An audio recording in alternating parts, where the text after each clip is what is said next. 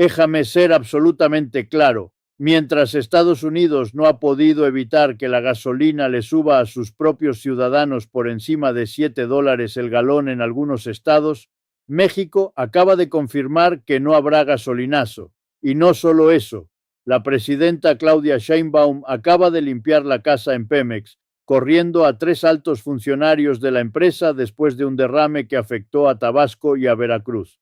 Y para rematar, el lunes próximo, el representante comercial de Estados Unidos, el embajador Jameson Greer, llega a México a negociar el futuro del tratado entre México, Estados Unidos y Canadá, el TMEC. No viene a imponer, viene a negociar porque México tiene algo que Estados Unidos necesita desesperadamente. Esto no es un rumor, esto no es especulación, esto está pasando ahora mismo, mientras usted escucha estas palabras. Los opositores, los tiktokers de la oposición, Alito, Anaya, toda esa gente que vociferaba desde hace semanas que el gasolinazo era inevitable, que si Estados Unidos no pudo evitar que subiera la gasolina, México menos, todos ellos han quedado en evidencia. No hubo gasolinazo, y la razón por la que no lo hubo nos dice todo sobre el momento histórico que México está viviendo. Bienvenidos a Noticentro MX, soy su analista de siempre y hoy vamos a desmenuzar todo lo que pasó este jueves 16 de abril del año 2026. Porque en un solo día sucedieron 3 cosas que cambian la relación de México con el mundo. Primero, ¿por qué México pudo blindar el precio de la gasolina cuando ningún otro país en América del Norte pudo hacerlo? Segundo, ¿qué está pasando en Pemex? ¿Y por qué el derrame en el Golfo es más importante de lo que parece? Y tercero, lo más importante, ¿qué viene el embajador Greer a buscar el lunes? ¿Y por qué México tiene una posición negociadora que hace apenas 2 años hubiera sido impensable? Quédese conmigo porque hay algo que no le han contado. Y tiene que ver directamente con su bolsillo, con el precio que usted va a pagar por la gasolina, la tortilla, el jitomate y el gas en los próximos 6 meses. Esa es la tesis central. México acaba de hacer un movimiento que pone a Estados Unidos en posición de necesidad. La pregunta es, ¿cómo lo lograron y qué significa para usted? Aquí es donde el análisis se vuelve personal. Los medios le dirán que esto es una simple disputa comercial entre vecinos, que el TMEC se renegocia cada 6 años y que es rutina. Se equivocan. El verdadero peso de este momento no es para los gobiernos, es para su factura de la luz, para el precio que usted paga al surtir el tanque, para lo que le cuesta llenar el carrito del supermercado. Y todo gira alrededor de un solo hecho que acaba de confirmarse oficialmente. México ya no depende de una sola refinería. Dos Bocas, la refinería más nueva del país, construida por el presidente López Obrador y terminada bajo la administración de Claudia Sheinbaum, ha permitido que México sea hoy autosuficiente en diésel. Eso significa que aunque el petróleo esté en $80 el barril, aunque la situación en Medio Oriente siga tensando los mercados, México tiene un margen de maniobra que antes simplemente no existía.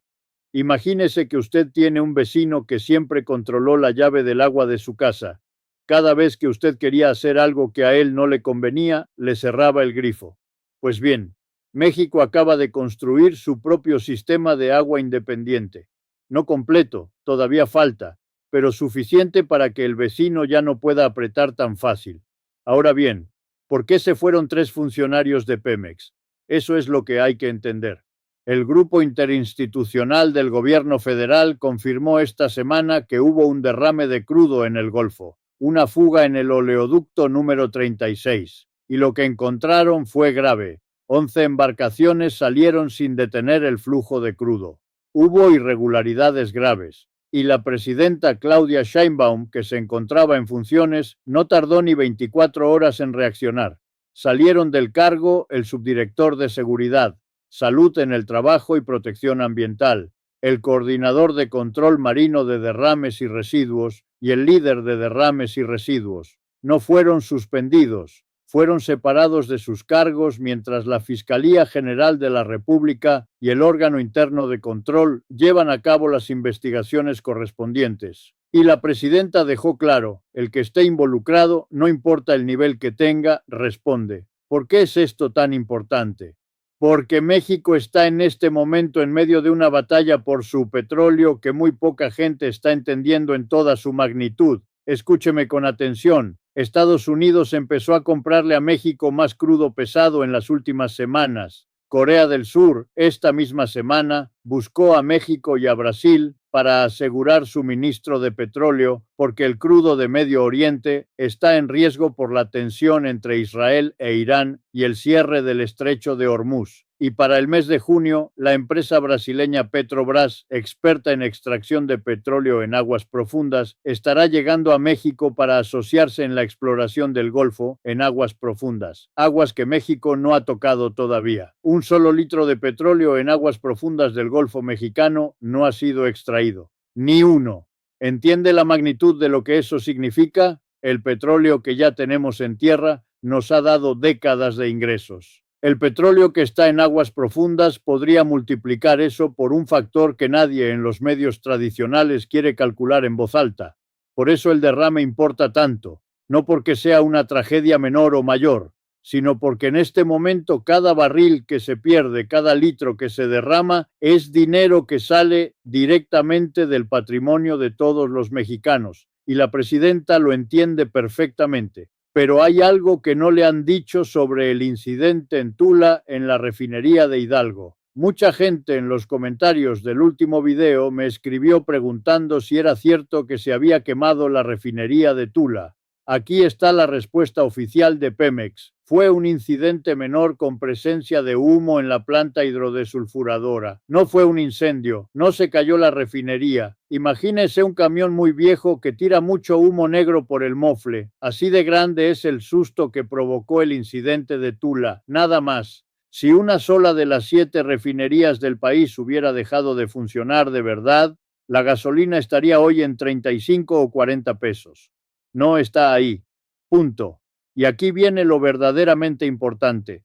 La razón por la que las refinerías viejas están teniendo estos incidentes menores es precisamente porque el gobierno las está operando al máximo de su capacidad para no tener que subir el precio de la gasolina. Son máquinas con más de 50 años de vida, la mayoría de ellas. Cuando usted las pone a trabajar al 100%, algo puede fallar. No es un escándalo, es física básica. Y el gobierno ha decidido que vale la pena arriesgarse a esos pequeños incidentes con tal de que usted no pague más al surtir su tanque. Ahora bien, hablemos del dinero, de lo que usted está ahorrando sin saberlo. Los gasolineros se quejaron esta semana de que sus ganancias han disminuido. Y es verdad que su margen se redujo. 14 centavos por litro de Magna y 24 centavos por litro de diésel. Pero hay que poner eso en perspectiva. Una gasolinera que vende 30.000 litros de Magna al día gana entre 4.000 y 12.000 pesos solo por la venta del combustible, sin contar la tienda de conveniencia, los lubricantes, el servicio de lavado, los servicios adicionales. Y hay gasolineros que tienen no una, sino 10, 20, hasta 30 concesiones. Y si no fuera negocio, ¿por qué hay listas de espera para obtener concesiones de gasolineras? La presidenta fue muy clara. El que no quiera respetar el precio fijado, entrega la concesión. Y punto. Ahora, mientras los gasolineros se quejan, ¿sabe cuánto está pagando la gasolina el ciudadano en Estados Unidos? En San Diego, el diésel está a $7 con 69 centavos el galón. En Los Ángeles, los ciudadanos están llenando sus tanques con $100 y les queda el depósito a medias. Antes lo llenaban con 60. Los opositores que todo el año comparan a México con Estados Unidos hoy están callados como momias. No dicen una sola palabra sobre la inflación del otro lado de la frontera. No comparan el porcentaje de aumento. Se les cayó el internet, como por arte de magia. Si se queda conmigo hasta el minuto 12, le mostraré la dimensión completa de lo que viene con la negociación del TEMEC el lunes. Es más cerca de lo que imagina y le toca directamente a usted. La inflación en México, hay que decirlo con datos, no está por encima de los niveles históricos de los últimos 26 años. En 2017 estaba más alta.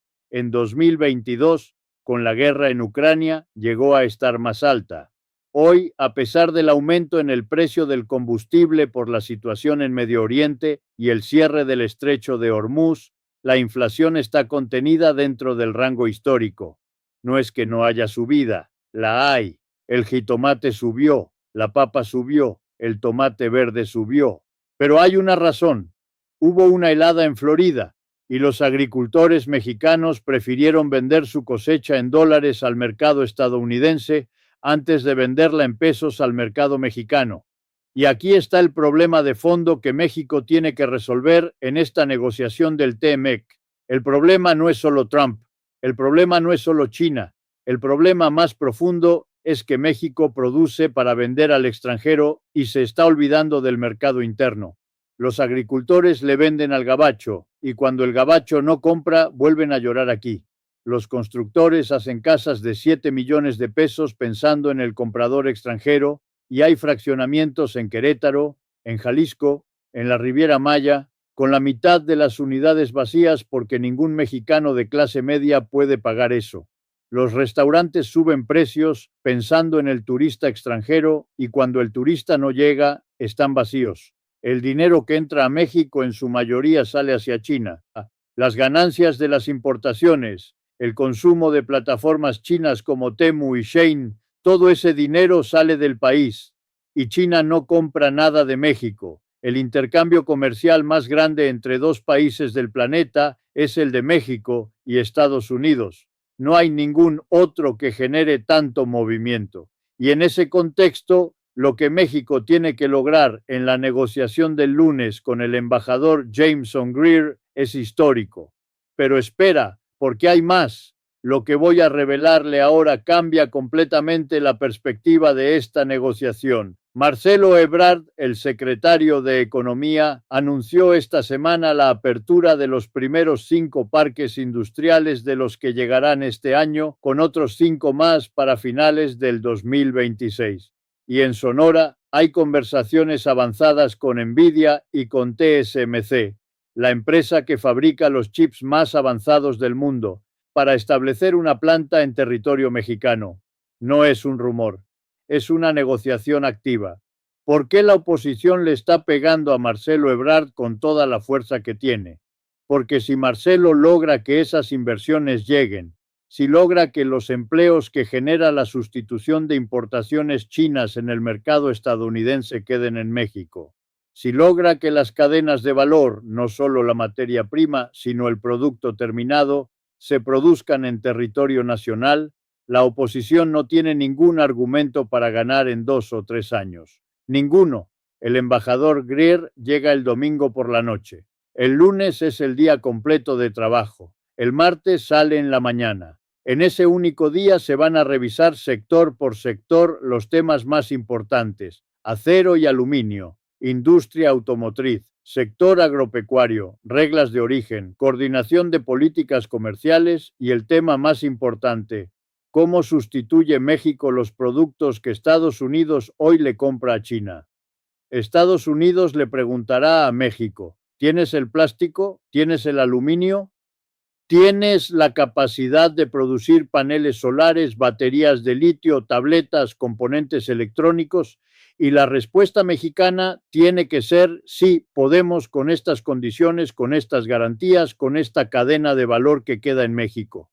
Porque si México solo acepta ser el ensamblador, si solo acepta recibir la materia prima de China, ensamblarla en territorio mexicano y venderla como producto mexicano a Estados Unidos, entonces México pierde. Eso ya lo hizo durante décadas. No funcionó. El dinero siempre terminó saliendo. Lo que el gobierno está negociando ahora es diferente: que México sea el productor de valor agregado, que el litio de Sonora no salga como litio, sino como batería terminada, que el aluminio de México no salga como lingote, sino como componente automotriz, que el chip que fabrique TSMC en Sonora sea ensamblado en Jalisco y salga como producto terminado con sello mexicano. Y aquí está la conexión con su bolsillo que pocos quieren explicarle. Si México logra anclar esas cadenas de valor en territorio nacional, el mercado interno crece. Cuando el mercado interno crece, la demanda de bienes y servicios crece.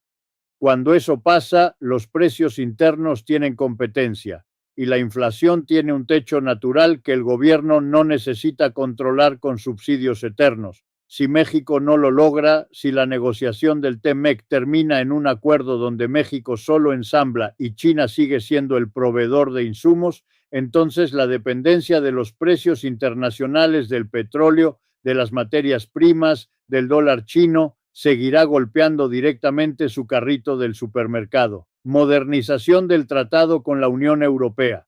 También hay que mencionarlo porque sucedió esta semana. El acuerdo entre México y la Unión Europea modernizado elimina un número importante de aranceles en sectores clave, agropecuario y automotriz principalmente.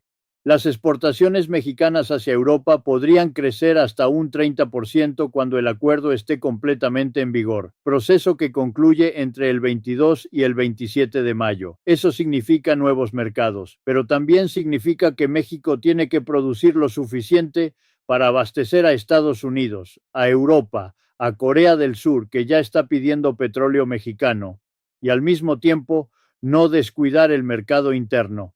Es un reto enorme, y el gobierno lo está enfrentando con parques industriales, con Petrobras para aguas profundas, con refinerías funcionando al máximo, y con una presidenta que no perdona errores en Pemex.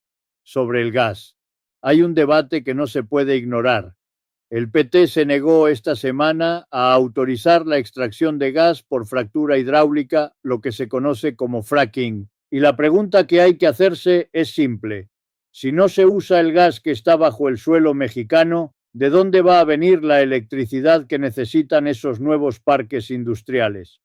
Hoy, la mayoría de la electricidad que se genera en México viene de gas natural que se importa de Estados Unidos. Hace 3 o 4 años, cuando hubo una helada en Texas y el gobernador Greg Abbott cerró el grifo, México se quedó prácticamente sin gas. Si eso vuelve a pasar con una economía que está atrayendo inversiones millonarias, el daño puede ser enorme. Esta discusión tiene que darse con datos, no con ideología. Y el dato más importante que nadie está diciendo en voz alta es este. Rusia acaba de enviar a España el mayor cargamento de gas natural licuado en la historia entre los dos países. Eso sucedió esta semana, en plena crisis internacional. Lo que eso nos dice es que el gas seguirá siendo la fuente de energía dominante en el mundo durante al menos los próximos 15 o 20 años. No está pasando de moda, no está en los museos como decía Ricardo Anaya sobre el petróleo. Quien tenga gas propio en el subsuelo y no lo use, simplemente le está regalando ventaja estratégica a los que sí lo tienen. México tiene gas en el subsuelo, tiene petróleo en aguas profundas sin tocar, tiene litio en Sonora, tiene cobre, tiene plata, tiene los materiales que el mundo necesita para fabricar la tecnología del futuro. La pregunta no es si México es rico. México es increíblemente rico en recursos naturales. La pregunta es si México va a extraer ese valor o se lo va a dejar a otros. Y esa respuesta se negocia en parte el lunes en la mesa con el embajador Greer.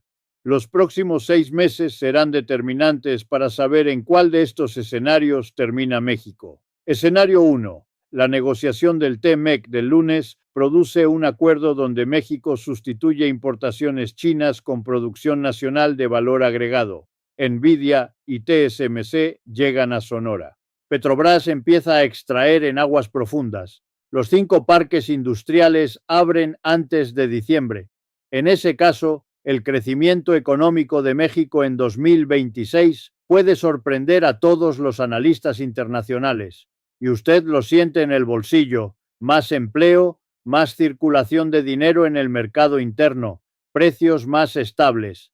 Escenario 2. La negociación se estanca. Trump sube aranceles de todas formas. Las inversiones se retrasan. El petróleo en Medio Oriente sigue en $80. En ese caso, la presión sobre el precio de la gasolina, aunque no llegue a gasolinazo, sí puede traducirse en inflación acumulada que golpea la canasta básica en los próximos 3 meses. Escenario 3. El que nadie quiere ver, pero hay que nombrar. Si hay un error grave en las refinerías, no un incidente menor como el de Tula, sino una falla real en una planta completa, el gobierno tendría que tomar decisiones muy difíciles muy rápido.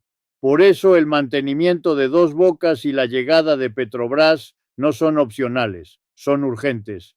Escenario 4, el más poderoso de todos y el que menos se menciona. Si Petrobras logra extraer petróleo de las aguas profundas del Golfo de México antes del 2028, el equilibrio de poder en la negociación del TEMEC cambia completamente. México no negociaría desde la necesidad, negociaría desde la abundancia. Y eso, mis hermanos, es un punto de inflexión histórico que nadie en los medios convencionales tiene el valor de nombrar con claridad. La geopolítica no perdona errores, y el movimiento que México está haciendo esta semana no es una amenaza vacía. Es una reconfiguración real de quién tiene el poder en la negociación comercial más importante de América del Norte.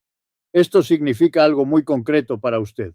Si tiene pensión, si tiene ahorros, si compra gasolina o gas, si come jitomate o tortillas, todo lo que se decide en los próximos 30 días en la mesa de negociación del TEMEC va a tocar su bolsillo de una forma u otra. No es teoría, es la realidad. Y aquí está lo verdaderamente importante. Tiene dos opciones. Quiero saber su opinión, una opinión que no va a encontrar en los medios tradicionales. ¿Usted qué piensa? Déjeme en los comentarios la letra A si cree que México va a lograr que la negociación del TEMEC ancle cadenas de valor de alta tecnología en territorio nacional y eso se traduce en empleos mejor pagados para las próximas generaciones. O la letra B si cree que el riesgo es que México termine siendo solo el ensamblador de China para venderle a Estados Unidos y el dinero real termine saliendo igual que siempre. Y dígame algo más. ¿Cuál fue el minuto más importante para usted, el que le hizo decir esto es crucial? ¿Fue el momento sobre el derrame de Pemex y lo que eso revela sobre la batalla por el petróleo? ¿O fue el momento donde hablamos de lo que viene con Nvidia y TSMC en Sonora? Ponga el minuto exacto en su comentario junto con su letra. Si valoró este análisis, dele like para que esta verdad pueda ser vista por más personas. Si se quedó hasta el final, sabe que este análisis no lo va a encontrar en ningún otro lugar. Suscríbase a Noticentro MX y active la campana para que no se pierda la verdad que Washington no quiere que sepa. Lo que vino hoy es solo el primer movimiento. En el próximo análisis revelaremos los detalles de lo que Nvidia y TSMC están negociando realmente en Sonora y lo que ese acuerdo significaría para convertir a México en la potencia tecnológica manufacturera de América Latina, lo que significa que esta batalla económica va a ser mucho más grande de lo que usted imagina. Suscríbase y active la campana para no perderse ese análisis urgente.